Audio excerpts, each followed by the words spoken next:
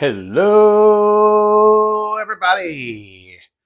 I'm back from the National in time for my obligatory recap video. Today, I'm just going to talk about the cards, the pickups, and we're going to do the people and general convention stuff in another video. I wanted to do the cards first because I want to put them away and play with my new toys. But for real, it was a great time. Stayed with a bunch of cool guys in what we've been calling the frat house because felt kind of like it was falling apart. Again, more on that later. Um, yeah, let's check out some cards. For those of you that watched my goals video, you might remember I had 4 cards on it. One of them was this card, which I got 49 Leaf Wagner. And another one was this card, which I got the 63 Topps Mantle with the full career stats on the back. Very cool. And I showing these first because I got these first. I did a little pre-research and I suspected that William Chappell might have had this card, and he did. And I went within 10 minutes of hitting the floor, got to his table, spotted this, put a package together. I say package, I think I got like maybe $50 off the total deal, but still happy to do it. So one of the other things was a Griffey Auto. Boom, 89 Topps traded from Mill Creek. Again, I knew where it was. I knew what it was going to cost. I waited till the end of the day on Wednesday just to make sure I didn't spot anything else. So there, I'm 3 for 4 so far. And the last one was 1933 DeLong Mickey Cochran. I spent a day and a half scouring to make sure there was none that I could afford, or looking for one that I could afford. And I saw one that was in too high a grade. It was very close to a comma card. And then I saw one that was raw, that was just not for me. It just didn't have the right eye appeal. So I gave up. I still added a DeLong card, and it's still for a growing collection of mine, the Glory of Their Times collection. More on that later. But I was happy to get a Goose Goslin in a 1.5. And the surface is very nice, which is the most important thing when I'm looking for cards. You know, centering corners on vintage cards, they don't have to be perfect for me. The back doesn't have to be perfect. If there's a little paper loss, I survive. But what I'm looking for is when I look at that card when it's up on my wall, does it look good? And this really looks good. So Adam, Vintage Sanctuary, kept saying, well, you did it. You got all 4, right? And I said, well, I don't know if you want to count it. You can count it if you want. I can count it if I want. It doesn't matter. The original goal for the DeLong was to get a card from that set way back when I decided I liked it. So it's up to you whether or not you want to decide if I hit my goal. Either way, I'm really happy. Eventually, I would like to get the Cochran from that set just to sort of finish off the plan, but I'm very happy with that. We're going to leave the Griffey out because we're going to go on an autograph run. I'm going to do these kind of by themes, I think, here. So the only non-Hoffer that I picked up and just spotted this at a table is Cesar Cedinho on the Action Pact. And I collect that set sign. One I didn't have, I just happened across it kind of randomly. That's the kind of thing that happens at the National. Scott Rowland got a great deal on this. Didn't have him for the Hall of Fame autograph run. By the way, Jake, I have updated the spreadsheet. This one's really cool. I'm trying to find a print run on this. And I remember very well how eTopps worked. I would be shocked if it was higher than 500. But here is a Yaz on an eTopps Classic.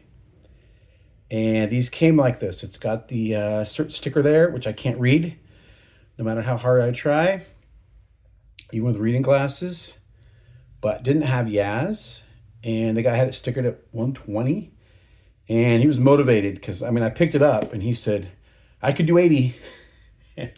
I was in the mood to buy, I guess, because I pulled the trigger on that. And then a couple minutes later, he had this one at 30, and I knew he's wanting to move stuff. So I said 20, and boom, off we go. Next one, Monty Irvin. Very affordable. Remembered after I bought it that I did have Monty Irvin on something already. So eventually that may be a trade piece or a giveaway or who knows.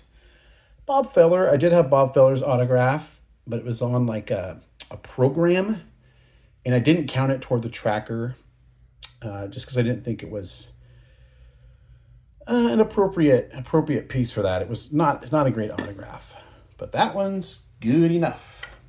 Here's a great card. You think of great rookie cards from the late 80s and early 90s? You probably think of this one. And he was actually signing at the show. But bought this one already encased. Happy to get that. Never had a Jim Catfish Hunter autograph before. Now I have that one. And I've never owned a Willie Stargell. This is one of those, just like the Hunter and the Feller, post and the Irvin, post playing days card. You pay a premium to get a autograph on card of a player era. But I'm happy to get autographs either way. So those, I believe, are all the autographs. I call this next section other vintage stuff. I don't know what else to call it, but these are for other kind of sub collections. And got a tremendous deal on this Ralph Kiner Wheaties card. The seller gave it to me for $15. The cost to grade, and he seemed rather irritated, kind of like he felt like he had to. I would have paid more for it, but I could not say no to it. Jason, Everyday Card Collector, was with me, and he said if you didn't buy it, I would have. And then because I bought that, a couple hours later, I find this George Mikan, which I got for 20. Or sorry, not George Mikan. Mikan's in the set, the Doak Walker. And then I bought that. And then I started to think, well, I'm going to be like the Wheaties guy. I'm going to buy every Wheaties card I have. And then I remembered that I came in with a plan, and I did see some other nice ones, by the way. I came in with a plan, and I should probably stick to the plan at least somewhat. Only acquisition this weekend for the Knuckleball collection was this 1927 strip card of Jesse Haynes, one of just 4 knuckleballers in the Hall of Fame. This is kind of unique enough. I thought I wanted it in my collection. When I have a collection like the Knuckleball collection, I like for it to be diverse. And same with the Glory of Their Times collection that I'm just starting. I don't want every card to be a T206 or, from like a mainstream set. I want it to look kind of hodgepodge. The one other card I picked up for the Glory of Their Times collection, in addition to the Goslin from earlier, is this T205 Al Bridwell. In a 4, I got, I think, 135 on this. And it's very clean. Again, surface. No snow, no weird marks on his face. The back is even good on this. It's a Piedmont. Let's focus here. There it is. So that was I believe, my very last purchase. On the second to last day, I did a bunch of rummaging for my 64 sets. There's a Phil Negro rookie for 17. And for this high number stuff and the Hall of Famers I have left, I'm okay with going off for off condition stuff because I know it'll never be signed. And the idea is to finish off the set. So I'm really getting there on both of these. There's a Reggie. Sweet. Oh, and I joked on, this was Friday. I believe I said I was the only one to get a Walter Johnson that day. Okay, I hope you like seeing those as much as I like buying them. I doubt it, but thanks for coming along on the journey with me. Like I said, part 2 is going to be more about people and the convention itself. And that's it.